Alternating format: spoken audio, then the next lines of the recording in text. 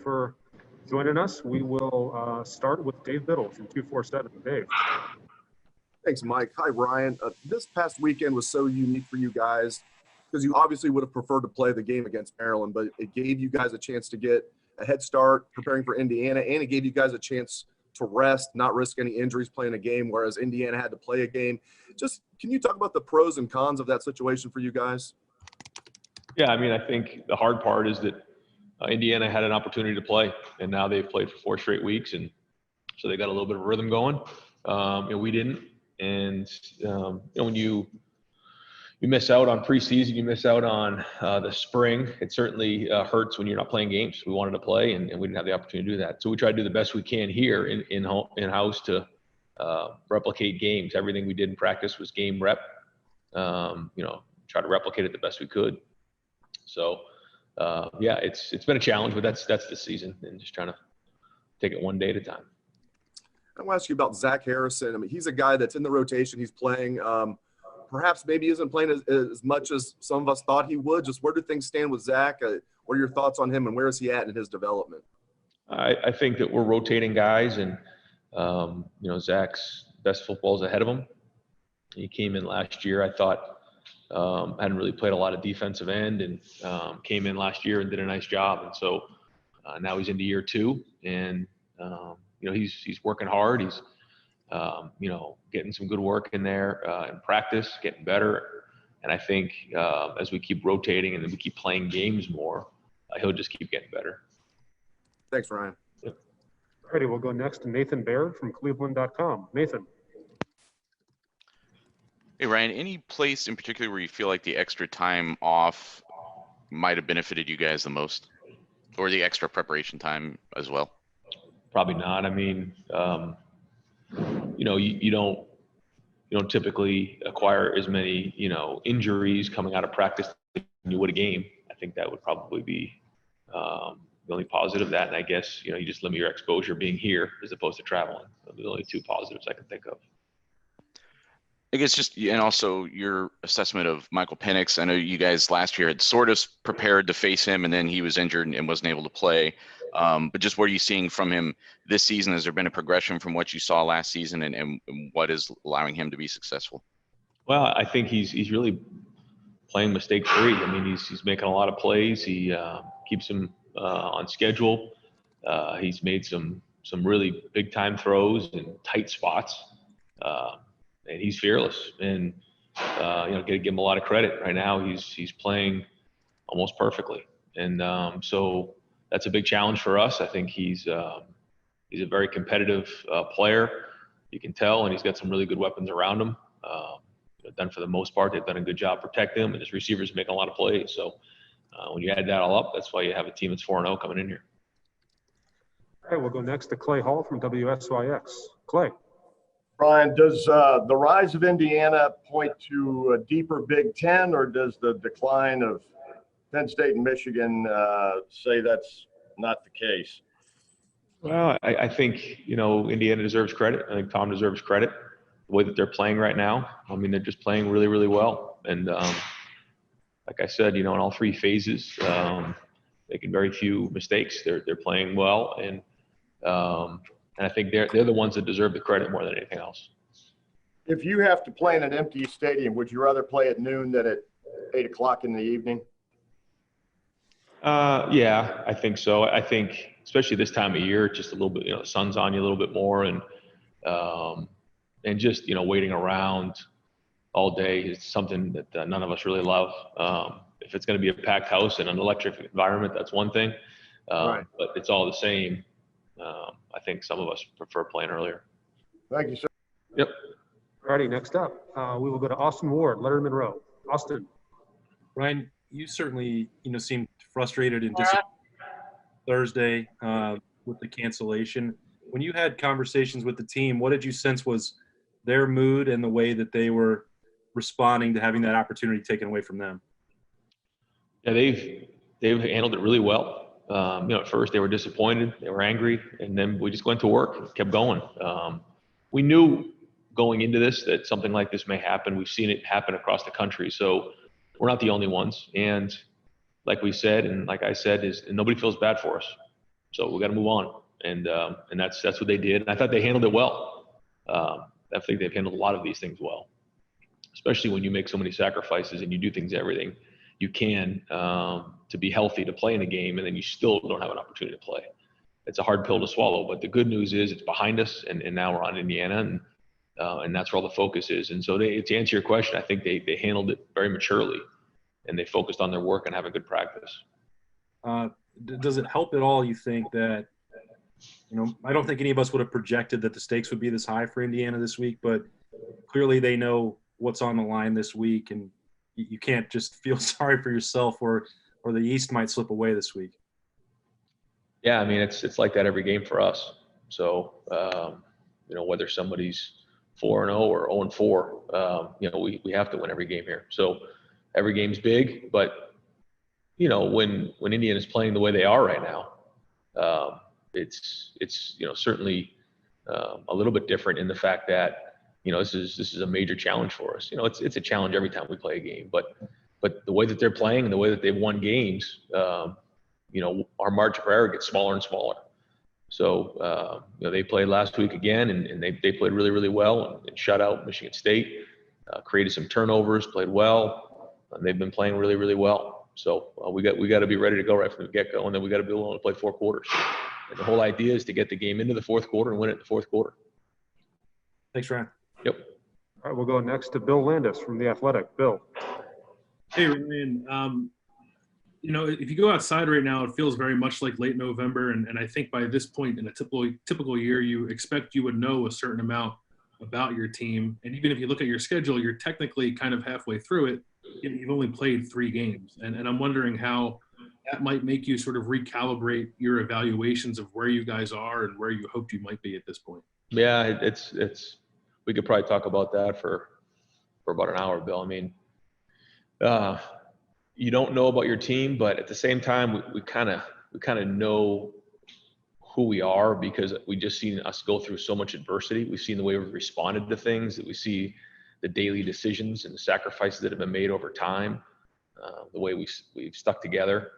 We just haven't played a lot of football, and that's the crazy thing. And there's no way to replace playing in games, and so we're just going to keep moving on and just take every day and every game as it comes, and understand that every game is a blessing, and try to get better.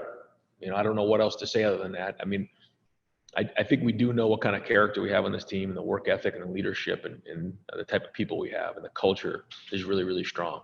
So that part's great. Just haven't been on the field much. Like you said, in late November, we played 3 games.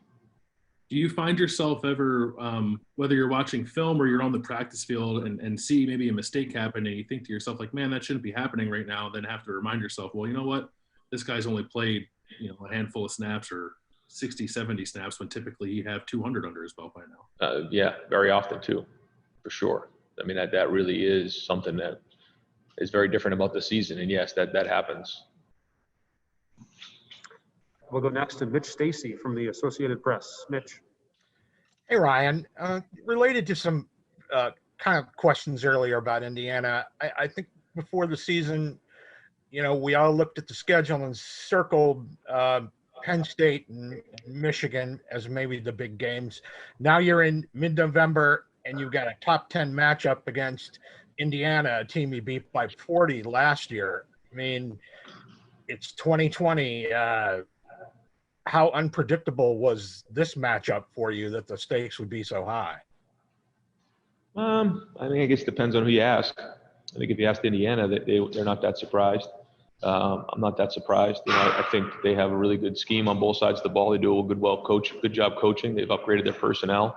And like you said, in 2020, anything can happen. So you just don't know.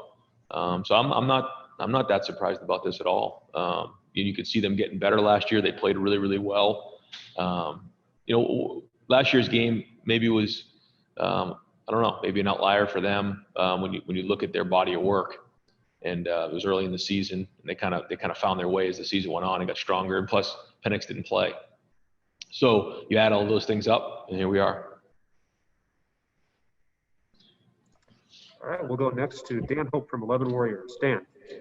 Ryan, I know that you guys had a lot of things you wanted to get better on coming off of a Rutgers game. How anxiety-inducing is it as a coach when you've got to wait another week to see if your team actually has gotten better at those things? Yeah, there's a lot of anxiety for sure, and it just the waiting and all that is not easy, but it's what it is. So we got to just work through it, and the best way to handle it is get back into your work and just keep swinging away. We did have a really good practice on Saturday. I felt we had a really good practice yesterday, so that's been good. The response has been good. The pads have been clicking, and I think that's all really positive momentum. But like you said, we got to go play and put it on the field. So that's the challenge, and we'll just keep working towards Saturday. And I know you're just focused on 1 week at a time, but you mentioned that, you don't know where your team would be as much as in a normal year. Do you worry at all that by playing less games than some of these other conferences, but at the end of a season, your team might not be as far along where it should be? No, I mean, I worry about a lot of things for sure. That really isn't one of them. I think that, if we're able to play our schedule and then play in the championship game and everything like that, then we'll be right where we need to be. And I think a lot of the schools and places they've gone, when you look throughout the country, they've missed games, they've had people miss time. It's been kind of crazy. So, no, I don't think that part should factor in. I don't think it will. Thanks, Ryan. Okay, we'll go next to Bill Rabinowitz from the Columbus Dispatch. Bill. Hey, Ryan, you kind of touched on this a little bit, but what impresses you the most about Indiana? How are they different than they've been in past years? Well, I think first off, it's personnel. I think they've upgraded their personnel. They've done a good job recruiting and developing them. Secondly, I think they have a really good scheme on both sides of the ball. They do a really good job on offense of spreading you out and then running and being physical inside. On defense, they're very, very aggressive. They come at you a bunch of different ways. It's hard to figure out where they're coming from. They blitz a lot and really don't have a lot of tendencies that way. They're just kind of dialing up different blitzes, and it's hard to figure out where they're coming from. So they're very, very aggressive, and then they're playing well in special teams. The returner's done a good job, and then coaching. They're playing with great energy. So I think when you mix all that stuff together, that's what you're getting, and you're getting a team that really is playing at a high level and has made a whole bunch of mistakes. And I think that's probably again the personnel, the scheme, and the coaching. When you mix all that together, that's why you're seeing a 4-0 team playing really well. I've got a Chris Olave question. When you went out to Mission Hills to see Jack Tuttle, did you know anything about Chris Olave before Chris Hauser mentioned him to you? And I'm sure you get a lot of, hey, look, you're here to watch this guy, but here's this teammate that's overlooked. You get that a lot, and was that part of the equation there? Yes, that happens a lot for sure. And usually if the coach is saying, I got another guy for you over here, that means you're not getting the guy that was just introduced to you. So that's usually not a good feeling. But in this case, it was kind of the perfect storm. He didn't play the year before. He had some really good track times. He was a multiple sport athlete, and it just kind of grew. And I kind of liked him. I liked his approach. He had a quiet confidence about him. I loved his family. And, for us to go all the way to San Diego to get a receiver, that's, we got to really feel strongly about him. And we did, and I did. And to say we would think that he would be the way he is right now, that's not true. We saw something in him that we really liked. We thought he'd be a really good football player, but he's exceeded his expectations here so far. And I'm really happy for him and his family. Just one quick thing. Can I just sneak one in? Did he like run routes that day? It sounds like he just caught balls. He really didn't do much that day. Yeah, well, it's over time, you start to get more and more evaluations. We had guys go out and watch him play and those type of things. So it was more just information gathering. But yeah, I think he was out there playing catch with Jack, and then it kind of grew from there. So. All right, thanks, Ryan. Yep.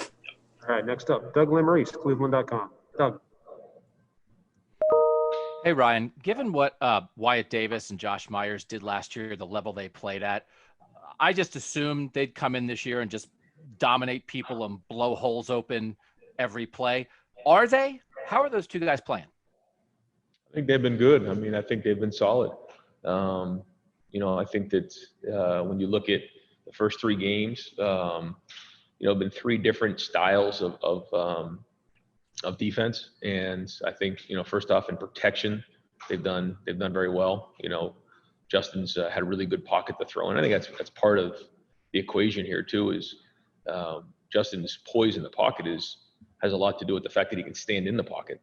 And so I think they've done a really good job in protection. And the run game too, I think when you grade them out, they haven't been perfect, but they've been solid. They've been good. They've been practicing really, really well. So, I think overall they've been playing solid.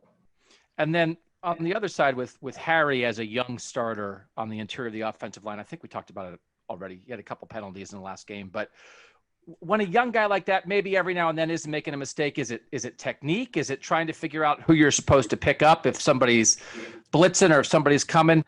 When you have any sort of young interior offensive lineman who's finding his way, what are the toughest things for a young guy like that? Yeah. Well, I think when you're in year 2, you kind of get thrown to the fire a little bit. Most guys are kind of, into year 3, like Nick and some of the guys. This is year 2 for Harry. So he's learning. And that's one of the things that I think really makes him, has a chance to be a really good player, is his ability to learn. And he's very, very intelligent. He learns from things that go on.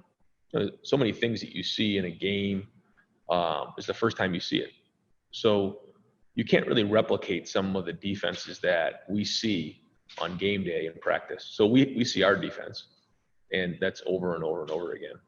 When we go against some of these other teams that play different styles, tilted noses, 2 gappers, things that we're not, well, then you have to learn from it. And guys like Thayer and, Wyatt and Josh, they have a kind of like a Rolodex of plays in their brain and things that they can go back upon. When you're new, you don't. Which again, if you think about where Nick is right now, I'm really, really proud of where Nick is because he's been able to do that. But as the guard, he's learning. And so the big thing is he just got to make sure that he keeps learning from things that go on and just keep improving. And then, and I think, he's going to have a really good career here. Thank you, Ryan. Yep. All righty, we'll go next to Kyle Rowland from the Toledo Blade. Kyle. Hey, Ryan. Sorry, this is a little bit of a repeat. Bill stole my thunder there with the Olave question. When you went out there and he and Jack just basically threw to each other, there weren't really even routes run that day. How much do you evaluate just a personality or just character or whatever? Was that part of why you were immediately kind of attracted to Chris? You can usually tell when people talk about somebody. So whether it was the principal at the school, whether it was Jack himself, Coach Hauser, you start to listen to enough people. And when you go through recruiting, maybe one person, they may really like somebody, they give them a good recommendation. Then you go to somebody else and they kind of say the same. And then by the time you get to the 3rd or 4th person, if they're talking very highly about somebody, you need to pay attention.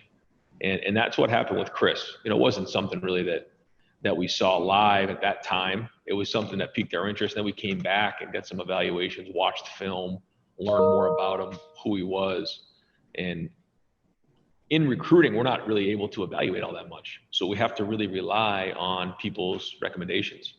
And Coach Hauser and everybody there at Mission Hills did a great job of, just giving us the information that we needed. The principal there was awesome. Just so many great people that really loved Chris and believed in him. And that's why we paid such close attention to him and then watched the film and checked off all those boxes. Okay. Appreciate it. Yep. All right, we'll go next to Tony Gerdeman, Buckeye Scoop. Tony. Ryan, regarding Josh Proctor, we've seen him do a few different things this season. As a game planner and play caller on Saturdays, are those types of players, those versatile defenders, how annoying are they to deal with? And would annoying be the correct term for just dealing with versatile defenders? You cut out there for a second. You're asking like guys who can do multiple things on defense? Yeah. How annoying is that? And is annoying the right word, I guess? I don't know if annoying is. I mean, it allows people to do multiple things. Like, for instance, their Husky and nickel position allows them to do a bunch of different things. It's kind of that whole 4-2, 5 conversation where they can go play coverage, man-to-man. Really, if you can play man-to-man coverage, zone coverage, blitz, and then play the run, if you can do those things, that's pretty good. Now, at what level? That's the question. You know, I mean, if you can do all of them pretty good, that's okay. If you can do them all of them really good, if you can do everything great, then you're like the kid, you know, Isaiah Simmons at Clemson, you know, and so, yeah, it allows flexibility for sure, schematically for the defense coordinator to do a lot of different things. But for you as the offensive guy, what's it like dealing with, you know, on the other end, dealing with those guys? Yeah, I mean, it's more of, it just allows them to do more things. So you're going to have to deal with more looks. You're not going to get as much personnel-based information. Thanks. Yep. I got time for just a couple more. We will go to Rob Aller from the Columbus Dispatch. Rob. Hey, can you hear me? Gotcha. Hey, Ryan, off topic. I know you've spoken to this before, but, and I mean this as a positive, but I think I've covered 5 Ohio State coaches, and you're the most NFL-like, I think, of any of them. And I'm just curious, how much of that NFL pedigree did you bring to this job, and do you still tap into it? Well, you know, I was only in the NFL for 2 years, and the rest of the time it was college. So it was more of a learning experience for me. You know, I've always been in college other than those 2 years. And so I think, you know, for the most part, it's college based, but being exposed to it for 2 years allowed me a great opportunity to see what that was like, to learn about the pro passing game, learn about developing quarterbacks, and just see what that side of it is like. And it was a great experience. But really, when you look at, I don't know how many years I've been coaching now, but it was only really 2 years. So mostly been college my whole life. And so I would say I used most of the lessons I learned in college, probably in day-to-day, schematically, sometimes use the things that I learned those couple years. But you know, everywhere you go, you learn more and you learn something new. In terms of adjustment, you go from the NFL where losing is, you know, unless you're the Patriots, it happens a lot. And then you've got to come to college where you can't lose a game. How tough was that adjustment? That's tough. That's really tough. Yeah. It's tough everywhere you go. It's tough no matter where you go for different reasons, you know. Certainly that league is brutal because no matter what, you're designed to go 8-8.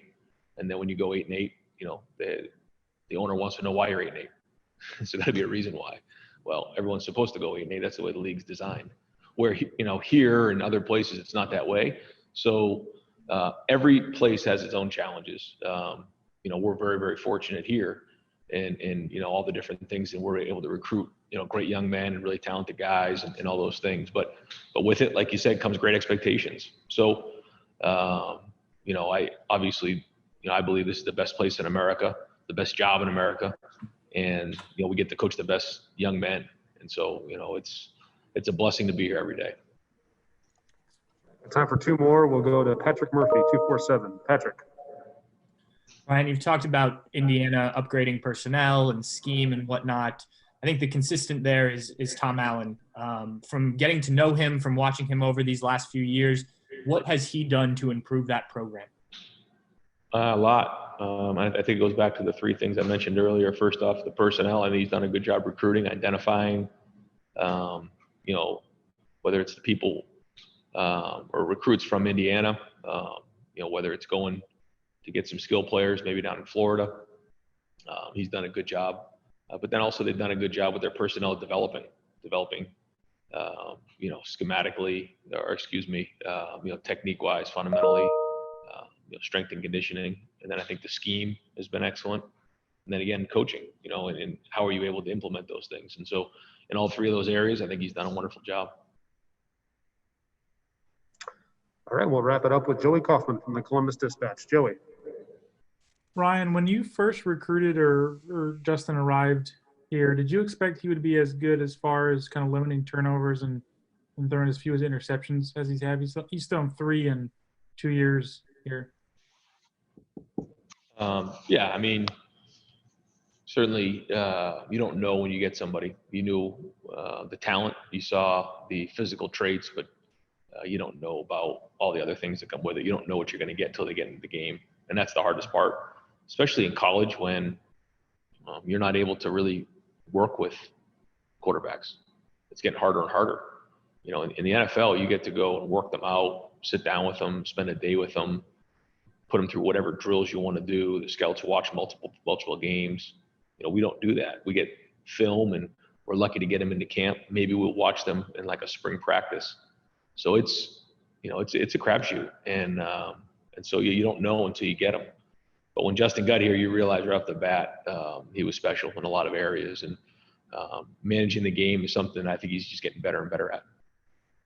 Why do you think he's been so proficient in that particular area, just as far as turnovers? Is that just something you guys have coached into him? Is that something he just has a knack for? Because he has an eye for big plays and doesn't like to take a sack. So it seems like that maybe you'd expect maybe he would take risks, and it doesn't seem like he throws many. Well, I think he understands, our plan to win and how important turnovers are, and that if we turn the ball over, we put ourselves at major risk to lose the game. And so that's the first thing. But then at the same time, you have to understand the situation. There's so many things that go into play, understanding spacing and timing and the situation in the game, and when you need to take a chance, when you not need to take a chance. Do you throw where maybe only the receiver can catch it? All those things come into play. And so you could talk about it till you're blue in the face, but it's another thing to actually go execute it. And so, you got to give him credit in that area. All right, Coach. Thank you very much for your time today. All right. Thanks, guys.